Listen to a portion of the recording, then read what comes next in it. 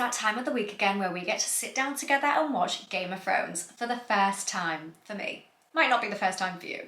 Today we're on season 2, episode 5, so we're halfway through this season already. Last week we watched Melisandre give birth to a demon baby, and I almost leaped out of my chair and squealed over something that wasn't even that brutal. This could be fun. So I hope that you enjoy watching me watch Game of Thrones for the first time, and let's whip this episode on. So this episode is called The Ghost of Harrenhal. Ooh, spooky scary. In this episode I'm expecting that unfortunately Renly is gonna die. I love Renly as a character and I was really sad when he died in the books. I'm expecting that we are approaching that point any moment now in the TV show, and that is what I think is going to happen in this episode. I think that's going to be the climactic point of this episode. Let's see if I'm right or not. And make sure to give this video a thumbs up if you enjoy these reactions. Oh no, I can't hear myself because I've got noise cancellation on. Can I hear myself now? Oh, I can hear myself now. Okay, that was trippy.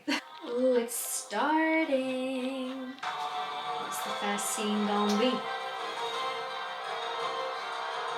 I don't know. What's going on here then? Starting off with Renly. Just slurping. In the morning, I'll destroy my brother's army. I love all the political stuff in Game of Thrones. It's one of the things I loved about the books so much, was all the like political stuff and like the council meetings. So it's nice to see it in the TV show. No, already?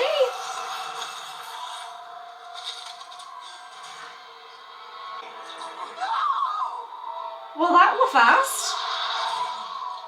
We are literally 4 minutes into the episode. I mean, Brienne's a G. She is the goat. Look how badass. Okay, well, I thought that the climactic point of this episode was going to be Renly's death. We are 4 minutes in, and that boy just died. That was so fast. That was so much quicker than I was expecting. There was no build up to that. Oh, Brienne.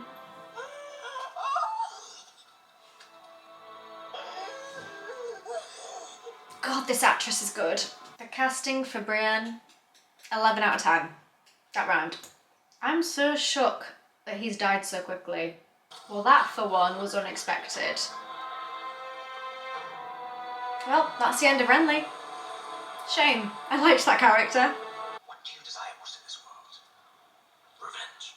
I've always found that to be the purest of motives. One thing that I'm enjoying about this is that the TV show has explained Renly's death a lot clearer, personally for me, than in the books. When I read about Renly's death in the books, I was confused AF. I didn't know how he died, I didn't know what happened, and it explained it much later on, or like the pieces got put together for me much later on in the series. However, it is so clear through watching this episode that it was Melisandre's shadow assassin and Stannis's, whereas I didn't know that when reading the books. Just something I picked up on. I feel like the TV show has made that part of it clearer. But in doing that, it also has removed some of the detail and the speculation behind it. Just an observation. Not sure if it's a good or a bad one yet. You lie to me, would you, cousin? No, that's a lie right there. He's not a lie. So this is where he's feeding back information to Tyrion because of that amazing blackmail scene that we saw in the previous episode. Tyrion up to his little tricks again. Tell him you're fucking her. I'm telling you the truth. I heard her talking with the pyromancer. And the other night, The plot thickens. after I left her, in the light of the Seven, by all that is holy and right, I, Lancel Lannister, do solemnly vow. I solemnly swear that I'm up to no good. Please kill me if anything should happen to Lord Tyrion. Like that.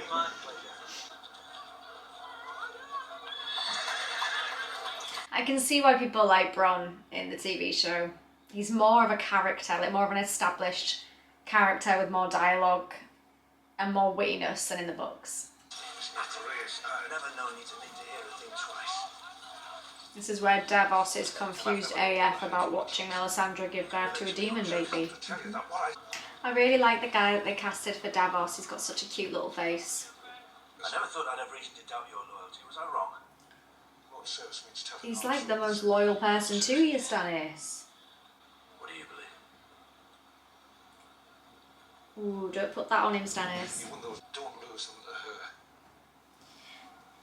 This is where Davos is voicing his concerns over Melisandre doing some trippy stuff. King's Landing without Lady Melisandre. Hard truths cut both ways, Sir Davos. Oh, the eerie music. Really sets the tone, don't you think? I feel chills. And they seem to be multiplying. When the fruit of their incest is not Oh. This boy onto something. He's talking about you. His face. Demon monkey. People think you're pulling the king's strings. You don't need to convince me. I love it. I feel like Tyrion and Bronn are just adding so much humour that is so required for this very serious TV show. We're back to Theon and the Greyjoys. What's he up to? I don't trust his face. It's a big boy ship. I'm your commander. Welcome. They're not going to take him seriously. Stop. Where are we headed, Captain? He's got no authority over them. Stop! We yield! Oh, here's Asha. Sorry, Yara. My crew would wait on deck for a year if I asked them to.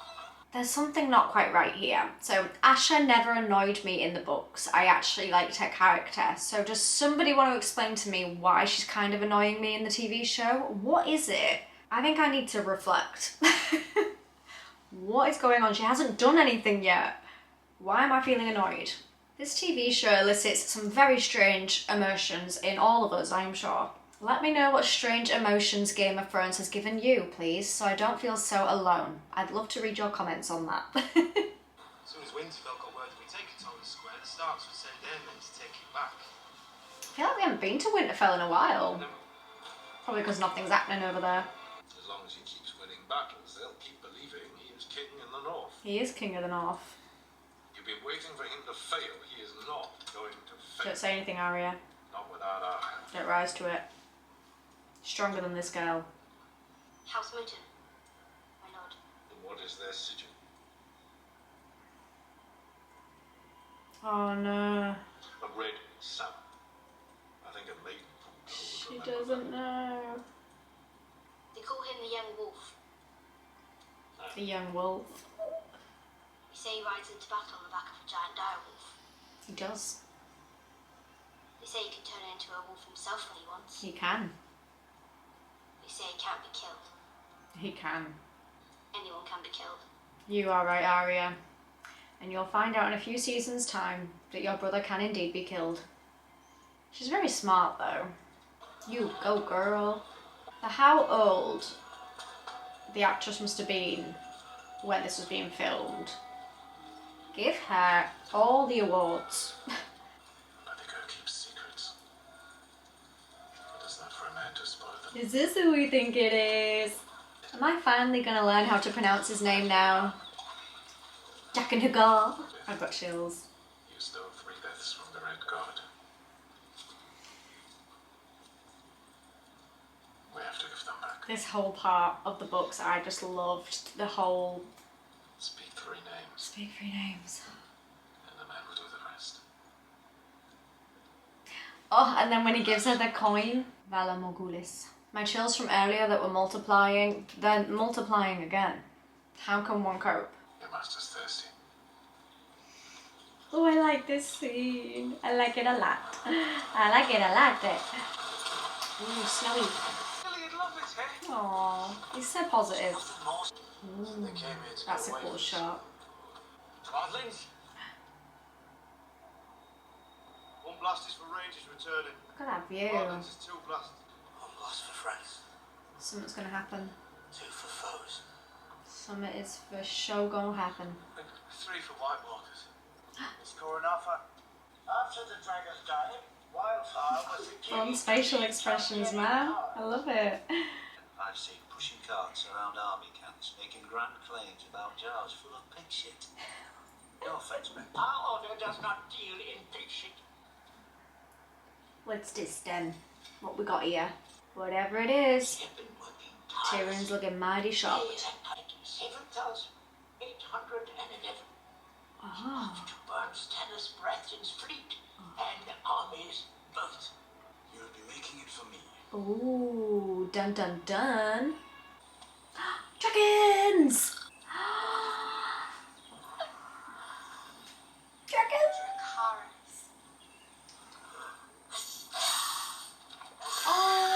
Oh, this is the cutest scene ever. Oh, it's so cute. Oh, goodness. Flipping adorable. Oh, look at him. I want one. I want to see more dragons. That's the one thing that this show lacks. I want to see more dragons. Well, more of these dragons, because there are no other dragons other than these three. Mother of Dragons, Mother of dragons. on Ooh. behalf of the Warlocks of Qarth, I welcome you. God, he really looks like a warlock, doesn't he? Picture perfect one. It would be an honor to host you at the House of the Undying. The House of the Undying. Oh, we're coming up to that scene already. Does that happen this early in the books? Maybe it just feels longer because the books are longer. I'm quite excited to see House of the Undying in Game of Thrones. This will be cool. To me, it just looked like Say what it is, Cat. a shadow in the shape of a man. Close, but it's a demon baby. His own guards are sworn to keep him safe. I'm as good as any of them. You are. You're so good. You served him bravely. You did. I agree. If you would have me, I love you, Brienne. have courage. So have me.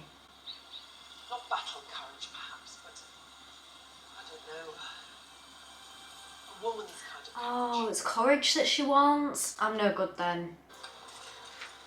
Then I am yours, my Oh, I just love everything about Brienne. I shall always have a place in my home and at my table. Oh, this is so nice. And that I shall ask for no service. Ah, we're back to boring Bran. Hold on. Oh no. He is cute though, I'm not gonna lie. He's a very cute child. Oh, look at the thing around his neck with the direwolf sigil on it. I like that. I love the details like that. Flooded the castle. Is Bran hallucinating again? Proud men were floating here. North of the wall. We're gonna get some lore? Give me some lore. Gimme. She didn't give me any lore. Looks like I'm gonna have to Google it. The Iron Throne is mine, and I will take it. A conqueror. Then why do you do everything that you possibly can to stay away from Westeros for the course of every single book that's been released so far? Answer me that, Danny, if you want the Iron Throne so much. And our children will be princes and princesses. He's sweet, I'd marry him. Rich by giving more than they get. They'll give you ships and soldiers and they'll own you forever. Moving carefully is the hard way. See, what would have happened if Dany went to Westeros now? If she didn't stay put? What would have happened? The whole chain of events would have drastically changed. Crazy to think about. Deep thoughts. They cover it up and deny it, but you have a gentle heart. You would not only be respected. Who wants a gentle heart? She wants the Iron Throne. He fancies her so bad. Unprofessional. Well, that's a sight for sore eyes. Oh, well, that escalated quickly. What happened? Oh, we should have known.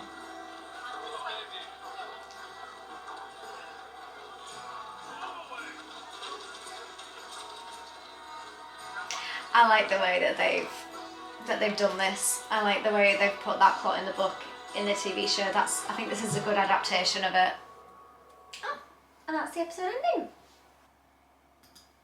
That is the end of Game of Thrones Season 2, Episode 5.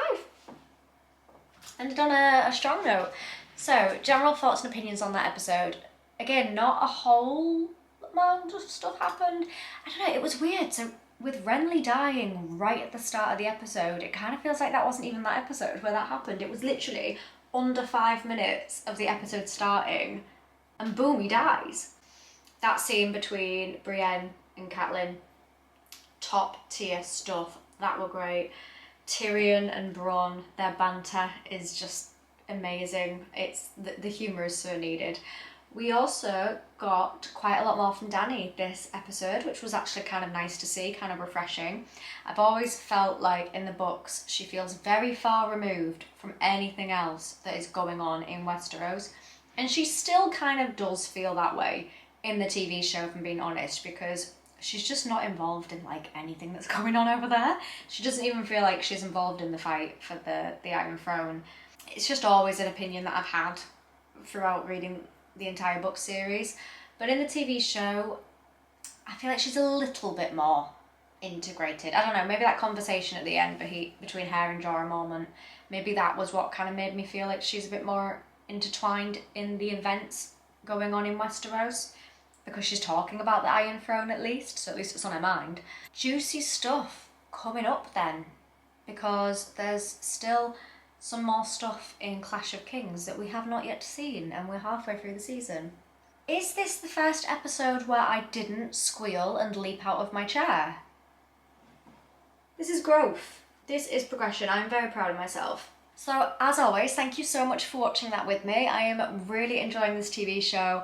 It has been brilliant so far, and I'm so sad that it will not stay that way in a few seasons' time.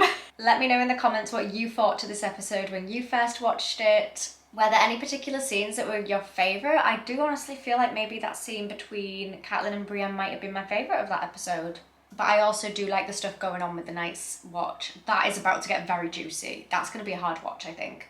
Give this video a thumbs up if you enjoyed it to let me know. Make sure to check out our channel memberships if you want access to really cool perks.